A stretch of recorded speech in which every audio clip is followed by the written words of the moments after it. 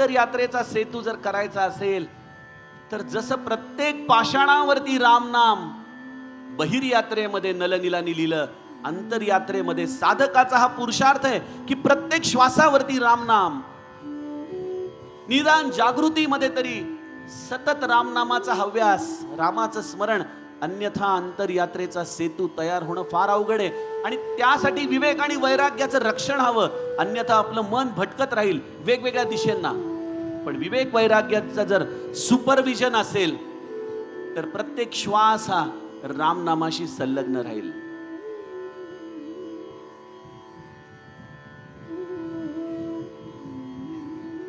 बर, हा रामाने जो सेतू उभा केला ना, तो काही फक्त एकटा जाण्यापुरता नव्हता त्याच्या, होय की नाही?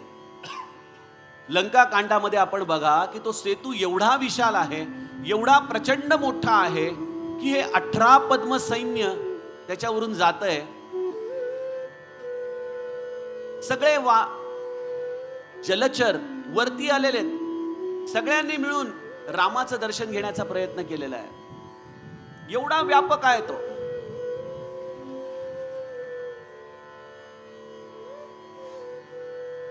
अंतरयात्रेचा सेतू देखील बांधायचा असेल तर वृत्तीची विशालता असायला हवी, वृत्ती व्यापक हवी. असा संकुचित विचार करून आत्मसेतू बांधता येत नाही.